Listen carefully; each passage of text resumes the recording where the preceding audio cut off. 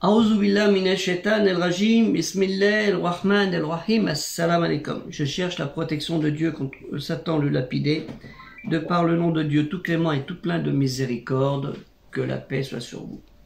Dieu, Allah Ta'ala, exalté soit-il, lui le Très-Haut, est présent partout, sans localisation, éternellement. L'un des principes confirmés de la croyance des musulmans, Al-Aqida, est que Dieu, Allah Ta'ala, n'est pas circonscrit dans un endroit et n'est pas limité dans le temps. L'endroit et le temps sont deux créatures et Dieu, Allah Subhanahu wa Ta'ala, est exempt du fait d'être entouré par une de ses créatures. Il est au contraire, car il est, lui, Dieu, le créateur, Khalik, de toutes choses, et il englobe parfaitement toutes choses par sa science.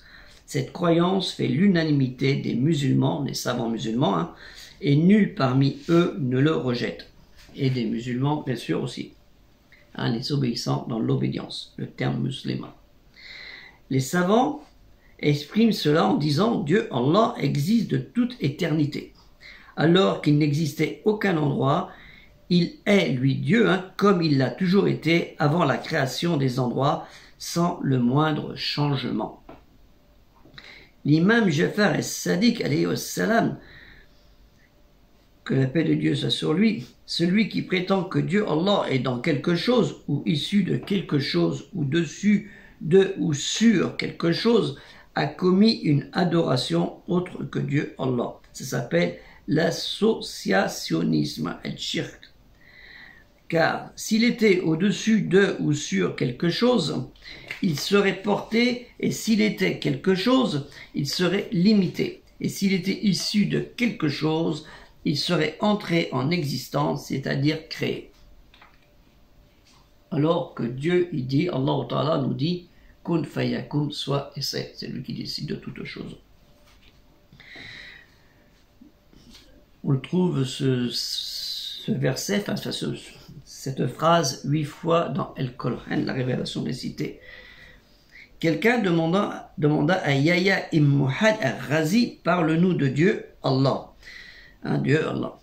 Yahya ibn Mu'adh répondit, il est un Dieu unique. Ahad, Allah Ahad. On lui demanda, comment est-il? Yahya répondit, un Seigneur tout-puissant.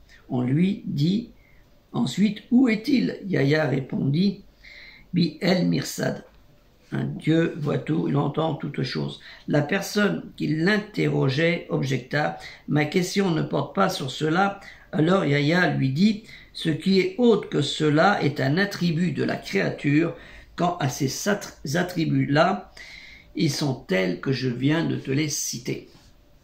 Et une personne interrogea Dunnun el-Misri au sujet de la parole de Dieu, Kalimati Allah, qui dit Ar-Rahmanu alla al-Arsh stawa, qui veut dire Dieu est assis ou établi et installé au-dessus de son trône. Il répondit, il affirma en fait, ce qui veut dire c'est son être et il n'y a toute localisation à son sujet, car il existe de par son être, tandis que toute autre chose existe par sa sagesse et conformément à sa volonté. C'est l'explication qu'il en donne. Pour ce qui est des textes rapportés du récit Al-Qur'an, le livre de Dieu, Kitab Allah, ou de la tradition prophétique, la Sunna, qui indique que le Ulul, l'élévation de Dieu, Allah, par rapport à ses créatures, il s'agit de l'élévation du rang, El-Makana, de l'honneur, Sharaf, de l'emprise, Emmana, et de la domination, Kar, et non une élévation physique par l'endroit et la direction. Concernant le Ulu, l'élévation de Dieu, Allah, le sens en est l'élévation par le mérite ou la domination, et il ne s'agit pas d'une élévation spatiale par endroit et de la direction. C'est comme ça qu'interprètent certains savants. En effet, Dieu, Allah Ta'ala, n'a pas la moindre ressemblance avec ses créatures, et ses attributs ne sont pas tout à fait semblables aux leurs. Et il n'y a rien dans les attributs du Créateur, qui aurait une similarité avec les attributs des créatures, ce qui indiquerait une imperfection. Au contraire, Il a les attributs de la perfection et à lui appartient les noms sublimes. Vous connaissez tous Al-Rahman, Al-Rahim, Al-Malik, Al-Qudus, Al-Salam, Al-Mumin, Al-Aziz, Al-Jabbar, les 99 attributs de Dieu, Allah Ta'ala. Et tout ce qui est susceptible de parvenir à ton esprit, Dieu, Allah, en est différent. Réaliser son incapacité à parvenir à connaître la réalité de Dieu, Allah, est en soi une connaissance et chercher à atteindre la réalité du Seigneur, le Rabb, est un acte d'associationnisme, shirk, comme j'ai expliqué tout à l'heure. Il est cité dans cette fatwa de la parole de Cheikh Yahya ibn Muhammad al-Khazi, lorsque quelqu'un lui demanda où est Allah. Il fit comprendre qu'on ne pose pas cette question au sujet du Créateur, c'est-à-dire au sujet de Dieu, Allah, mais que cette question se pose uniquement au sujet des créatures. Cette citation a été rapportée de lui par l'imam El-Koucheri et par l'imam Ibn Abdi es-Salam. Les savants de l'islam ont dit qu'il est interdit de dire « où » concernant Dieu, au sujet de Dieu Allah, car il est le créateur de l'endroit.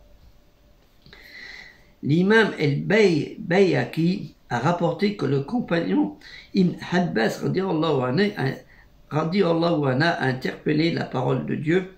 Allah, Dieu entend tout et voit tout. Inna rabbaka labi al-mirsad.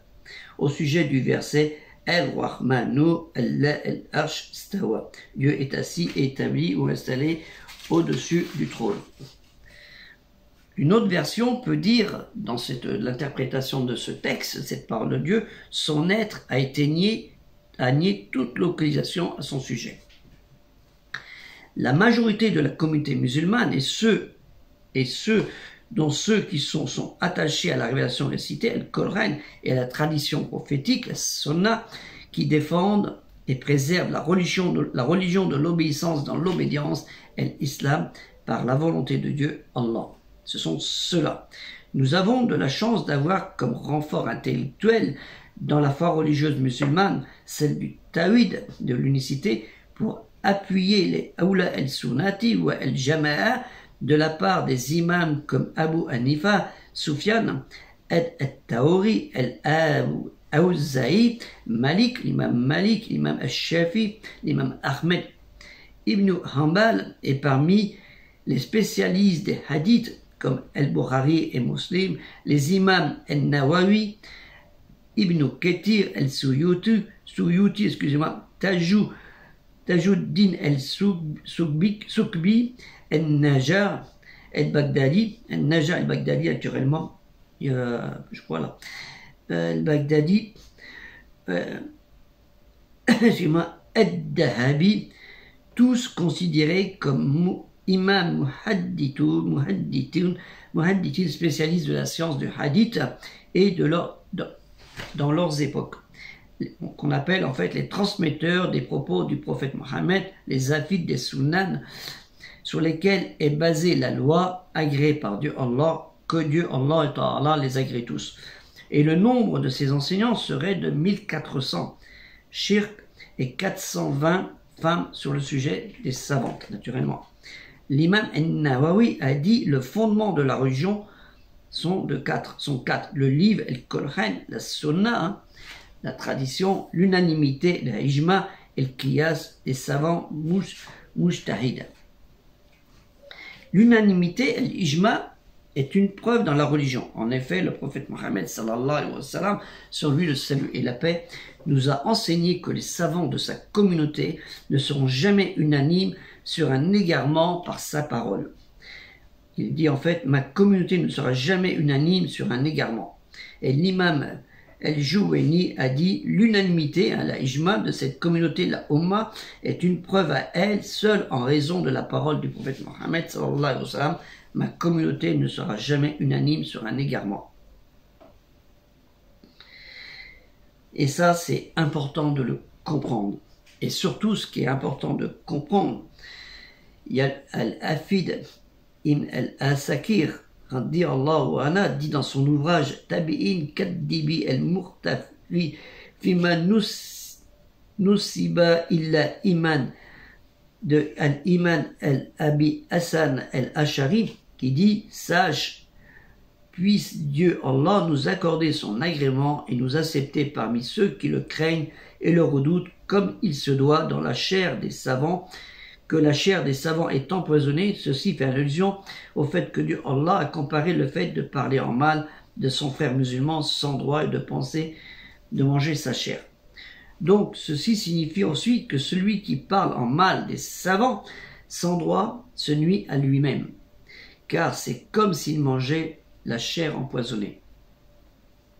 Par une loi divine bien connue, ceux qui les dénigrent seront blâmés. Quiconque pratique à leurs égards, je parle des savants, la médisance, voir une vidéo que j'ai fait à ce sujet, sera réprouvé par la mort de son cœur avant son décès. Vous voyez, avant de mourir charnellement, la mort de son cœur, mais il y a une mort qui est autre, la mort de l'âme, on parle. Le cœur, c'est rien, ça pourrit, les asticots, ils mangent, c'est rien ça. C'est le reste qui compte. Les fauteurs de troubles, dont Dieu Allah nous dit dans ce sens, certes, si les hypocrites, ceux qui ont la maladie du cœur et les semeurs de troubles à Médine ne cessent pas, nous t'inciterons contre eux et alors ils n'y resteront que peu de temps en ton voisinage. Il parlait des conflits qu'il y avait lorsque le prophète Mohammed sallallahu alayhi wa sallam était rentré avec les juifs et d'autres hypocrites qui l'ont accueilli, et puis en fait c'était pas si bien que ça. Que Allah Ta'ala nous pardonne nos péchés, nos omissions et nos erreurs sur ce petit discours qui a duré près de 12 minutes. Puisse Dieu, Allah Ta'ala, être reconnaissant et puissiez-vous l'invoquer quotidiennement. Car celui qui ne l'invoque pas, Dieu ne l'aime pas, voire pire, il le maudit. Que la paix soit sur vous. Assalamu alaikum et culturelle, musulmane, universelle.